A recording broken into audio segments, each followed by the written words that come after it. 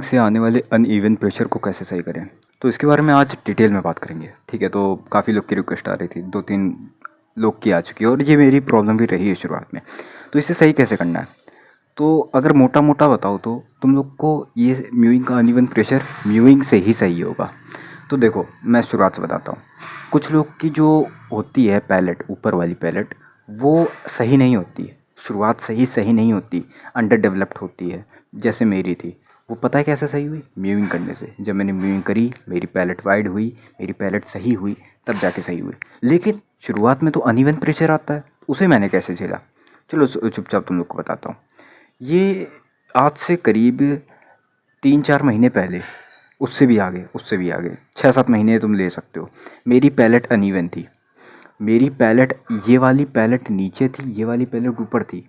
रुको भी चेक कर बता रहा। हाँ, ये वाली पैलेट ऊपर थी, ये वाली पैलेट नीचे थी। अभी तक हल्की हल्की, अभी तो बहुत माइनर हो गया, पहले बहुत थी। पहले लगभग मेरा इसी इसी पे वो शुरुआत में जब मैं म्यूइंग करता था, तो इसी वाले पैलेट पे मेरी जीप रहती थी। फिर धीरे धीरे यहाँ पे शिफ्ट हो जाती थी, पूरी जीप इधर ही शिफ्ट हो जाती थी। मैंने बहुत ज़्यादा प्रॉब्लम होती थी मुझे म्यूइंग करने में। किसी तरह मैंने करी, धीरे धीरे करी। चलो तुम लोग को बताऊंगा पूरी तरीके से, ठीक है। सबसे पहली चीज़, जब हम लोग म्यूइंग करते नहीं है, जब हम लोग ने म्यूइंग शुरू में चालू करी है, हम लोग का पैलेट कायदे से डेवलप नहीं है, हम लोग का पैलेट बहुत छोटा है, कहीं ऊपर नीचे है, क्योंकि ये जेनेटिकली होता है। ठीक है, मेरे दांत एकदम सही से अलाइन है, लेकिन पैलेट ऊपर नीचे है। बात ये है। अब इसे सही करने के लिए मैंने एक ट्रिक अपनाई। मैंने ये देखा कि मेरी कौन सी साइड सबसे ज़्यादा ग्रो होना है, पहले मैंने उसे टारगेट किया। ठीक है, अब इसको टारगेट करने के लिए मैंने वो क्या कहते हैं, पहली बात अपने ऐसे ऐसे करके अपनी फ़ोटो चेक करी, एक फ़ोटो खींची, उसे चेक करी। जब मैंने उसे चेक करा तब मैंने ये देखा कि मेरी ये वाली साइड ज़्यादा ग्रोन है। और एक चीज़ मैंने ध्यान दी है, मैंने 3-4 लोगों में ध्यान दी, तो उस हिसाब से बता रहा हूँ, ये कंफर्म नहीं कह सकता मैंने कहीं पढ़ा नहीं है, कि जो साइड रिसेस्ड होती है ना, वो साइड की हेयर लाइन भी थोड़ी पीछे गई होती है। जैसे ये वाली साइड मेरी रिसेस्ड है, ये वाली इस साइड की हेयर लाइन भी मेरी पीछे गई हुई है। ये देखो, इधर देखोगे, इधर देखोगे, इधर नॉर्मल, इधर नॉर्मल है, इधर पीछे गई हुई थोड़ी सी। ठीक है, इससे थोड़ी सी, लेकिन ऐसा नहीं रिसेस्ड है, लेकिन इससे पीछे गई हुई है, इससे। ठीक, समझे? ऐसा मैंने 3-4 दोस्तों में देखा, तो उस हिसाब से बता रहा हूँ। ऐसा मुझे पक्का नहीं पता कि सभी लोग के होता है। अगर तुम लोग के भी होता हो तो ये एक थोड़ी सी तुम्हें हेल्प मिल जाएगी पता करने में, कौन सी साइड डेवलप्ड है, कौन सी साइड नहीं डेवलप्ड है। तो एक बार पता कर लेना तुम लोग। जो साइड डेवलप्ड है उस साइड फोर्स कम लगाना, उस साइड फोर्स लगाना ही नहीं कुछ समय के लिए। ये मैंने एसिमेट्री वाली वीडियो में भी कवर किया है, कि अपनी जीप पकड़ लो, इस वाली मतलब जिस वाला हिस्सा भी रिसेस्ड है, उस वाले हिस्से में चिपका दो। धीरे धीरे करते करते जो जो हिस्सा वेल ग्रोन है, मतलब ये वाला हिस्सा वेल ग्रोन है, ये वाला जो पैलेट है वो भी वेल ग्रोन है, धीरे धीरे जब ये ग्रो करेगा, इसका पैलेट भी वैसे ही वेल ग्रोन होके दोनों पैलेट बराबर हो जाएंगे। मतलब ये पैलेट मान लेते लेवल 5 पे, ये पैलेट लेवल 2 पे है, फिर इसमें हम लोग ने लगाई फोर्स, ये पैलेट लेवल 2 से लेवल 3, लेवल 4, लेवल 5 पे आ गया। मतलब दोनों के लेवल बराबर हो गए, मतलब दोनों की जो ग्रोथ थी वो दोनों बराबर हो गई। फिर तुम लोग आराम से म्यूइंग कंटिन्यू कर सकते हो। समझे मैं क्या कहना चाह रहा हूँ? मतलब अपनी जीप को एक ही साइड टांग दो। ये मैंने एसिमेट्रिक वीडियो में कवर किया था, और म्यूइंग के वीडियो में भी कवर कर चुका हूँ, म्यूइंग मिस्टेक में, कि कुछ लोग क्या करते हैं कि एक ही साइड अपनी जीप को टांग देते हैं। और दूसरी चीज़ मैं यही कहना चाहता हूँ कि ध्यान दो कि तुम पूरी तरीके से म्यूइंग कर रहे हो कि सिर्फ एक ही साइड टांगे हुए अपनी जीप को, फिर कह रहे हो एसिमेट्री आ रही है या फिर म्यूइंग में अनइवन प्रेशर हो रहा। क्योंकि देखो, तुम जब म्यूइंग करना शुरू करोगे, तुम ऐसे कर लो कि जीप, हाँ भाई हो रही म्यूइंग, लेकिन तुम 24 घंटे तो ध्यान दोगे नहीं। लेकिन फिर क्या पता तुम्हारा ध्यान चला जाए आधे घंटे बाद, और जीप अपने आप कहीं और शिफ्ट हो जाए नेचुरली, मतलब जहाँ पे उसे फेवर मिले, मतलब जहाँ पे उसे कंफर्ट मिले वहाँ पे शिफ्ट हो जाए। मतलब ऐसी जीप है, ऐसे अब ध्यान दे के तुमने ऐसे करी, धीरे धीरे करते करते देखो कहाँ चली गई, ऐसे चली गई। ऐसे हो सकता है, ठीक है, ऐसा हो सकता है, बहुत लोग के केसेस में ये भी हो सकता है। तो इसी वजह से उनको अनइवन ग्रोथ भी मिलती है, अनइवन प्रेशर की वजह से। देखो, म्यूइंग एक पोस्चर है, एक्सरसाइज नहीं है। और पोस्चर को भी तुम लोग अगर गलत तरीके से करोगे तो भाई वो भी तुम्हें प्रॉब्लम देगा। अब बताता हूँ तो कैसे। अगर मैं कहूँ तुम लोग को पीठ सीधी करना है, ये अच्छा पोस्चर है, अब तुमने ऐसे सीधी कर ली, लेकिन अगर तुमने ऐसे कर दी तो पीठ तो फिर भी सीधी है, लेकिन हल्की सी बैकबोन टेढ़ी है, हल्का सा तुम्हें एंगर में वो प्रॉब्लम आ रहा, तो भाई ये भी तो तुम्हें प्रॉब्लम देगा। ये यहाँ पर तुमको प्रॉब्लम देगा फिर जाके, वही मैं तुम लोग को बता रहा हूँ। अब फिर और क्या करना है अपनी जो अनइवन प्रेशर है उसको सही करने के लिए? सबसे पहले ये ध्यान दो कि तुम्हारा जो नीचे वाला जबड़ा है वो ऊपर वाले जबड़े के साथ फिट हो रहा। अब बताता हूँ कैसे। म्यूइंग में हम लोग के दांत का भी बहुत मेन रोल होता है। मतलब दांत को हम लोग को टच कराना रहता है ताकि हम लोग की एसिमेट्री ना हो, मतलब हम लोग की जीभ को सपोर्ट मिल जाए। और अगर हम लोग की जीभ को सपोर्ट नहीं मिला तो एसिमेट्री बन सकती है। चलो समझाता हूँ कैसे। यही एक मेन टॉपिक है, यही एक लास्ट टॉपिक है, समझाता हूँ। मेरे क्या था कि मेरी एसिमेट्री हो गई थी क्योंकि मैं दांत को लाइटली टच करना होता है, लाइटली क्लंच नहीं करना, हार्ड क्लंच नहीं करना, नहीं तो तुम्हारे यहाँ पे दर्द हो सकता है अगर तुमने ज़्यादा ज़्यादा टच कराया तो, ज़्यादा हार्ड प्रेशर लगाया तो।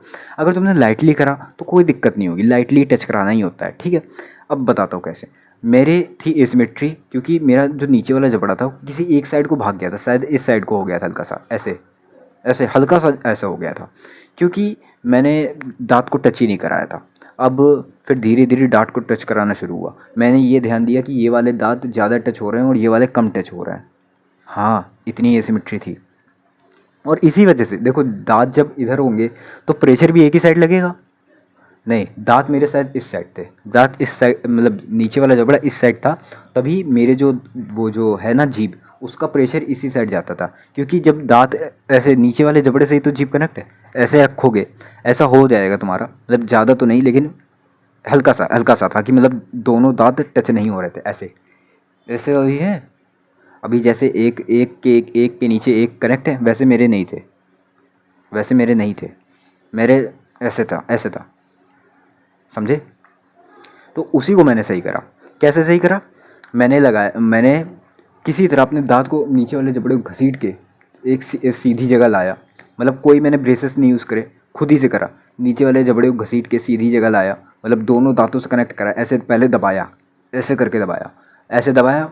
फिर जब मुझे दिखा कि हाँ दांत अलाइन हो गए, किसी तरह अलाइन हो गए, तो फिर ढीला कर दिया। मतलब टच में रखा लेकिन फोर्स नहीं लगाया फिर ऊपर वाले अपने दांत में, समझ गए। ऐसे मैंने करा। और जब ये हो जाता है तो हम लोग की जो दांत है उस मतलब जो हम लोग की जीभ है उसमें सपोर्ट मिल जाता है, क्योंकि नीचे वाला जबड़ हम लोग के सही से अलाइन हो चुका है।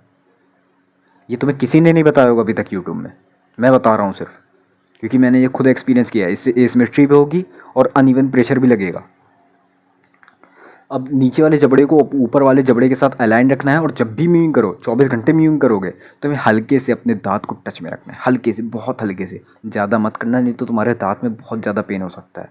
तुम्हारे यहाँ जो जॉस हैं उनमें बहुत ज़्यादा पेन हो सकता है। तो बहुत लाइटली, बहुत लाइटली ये दांत जो है एकदम सही से रहें, दोनों दांत सही से अलाइन रहें, और जो प्रेशर है वो कांस्टेंट बना रहे दोनों साइड पे। कैसे?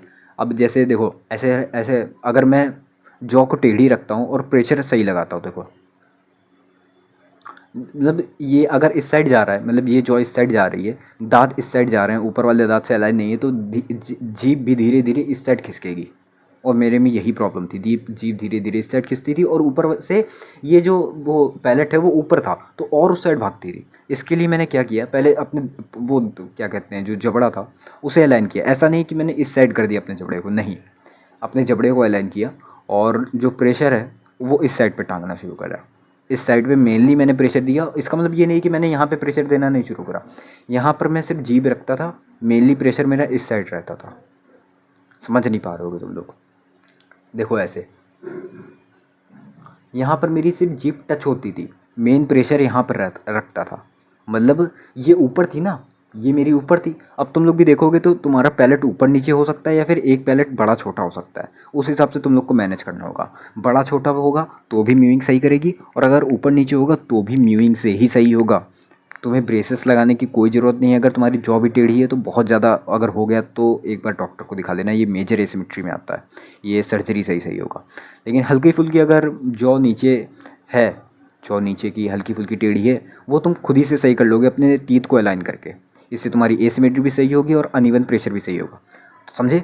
सबसे पहले क्या करना है, सबसे पहले तुम लोग को ये देखना है कि तुम्हारी जो मेनली ग्रोथ वाली साइड है वो कहाँ पर है, और रिसेस्ड वाली साइड कहाँ पर है। जहाँ रिसेस्ड वाली साइड है वहीं पे अपनी जीभ टांग देनी है। और दूसरा ये देखना है कि तुम कहीं नेचुरली ही अपनी जीभ एक साइड तो नहीं रखते, कि मतलब देखो हल्की सी जीभ इधर उधर हो गई, हल्की सी, तो उससे कोई मेजर डिफरेंस नहीं आएगा। लेकिन अगर तुमने पूरी जीभ ही दूसरी साइड टांग दे रहे हो, जो कि मैं शुरुआत वाले पॉइंट पे कवर कर रहा था, पूरी जीभ ही दूसरे साइड टांग दी, तो ये तुम्हें प्रॉब्लम देगा। हल्की फुल्की हुई तो ज़्यादा कोई मेजर डिफरेंस नहीं आएगा, ज़्यादा कोई विजिबल डिफरेंस नहीं आएगा, इतना चलता है। लेकिन अगर जीभ ही टांगे दे रहे हो तो उसमें ध्यान देना, ठीक है। तीसरी चीज़ ये आई कि अपने नीचे वाली जॉ को सही करो। नीचे वाली जॉ को सही करोगे, अब हम लोग की जीभ का जो सपोर्ट है उसे भी सही रहेगा, और जीभ का जब जब सपोर्ट सही रहेगा तो हम लोग म्यूइंग आसानी से पहली बात कर पाएंगे, एसिमेट्री नहीं आएगी, और प्रेशर भी इवन लगेगा, अनइवन नहीं लगेगा। समझे कैसे? जब जॉ नीचे सही रहेगी, सबसे पहली बात उससे सपोर्ट मिलेगा। जब इधर उधर खींचेगी नहीं तो प्रेशर सीधे लगेगा, ना कि एक साइड इधर ना एक साइड इधर, ऐसा कुछ नहीं होगा। समझे? ये बहुत ही सिंपल वीडियो है यार, अनइवन प्रेशर को सही करने का। और अगर तुम्हारी जॉ टेढ़ी मेढ़ी है, ऊपर नीचे है, जैसी भी है, छोटी है बड़ी है, वो म्यूइंग से ही सही होगी, वो म्यूइंग से ही सही होगी, और कोई चीज़ से सही नहीं होगी। थंब पुलिंग तुम लोग कर सकते हो, म्यूइंग का एक अल्टरनेट है, वो एक्सरसाइज है, तुम एक बार जाके उसे चेकआउट कर सकते हो। मैंने अभी तक वीडियो नहीं बनाई है, अगर तुम्हें चाहिए तो बता देना, मैं उस पर भी वीडियो बना दूंगा, ठीक है। और कोई डाउट्स हो तो फिर भी, कोई डाउट्स हो तो कमेंट्स में पूछ लेना। बाकी फिर मिलते हैं किसी रोड में, जाओ खाना खा के सो जाओ।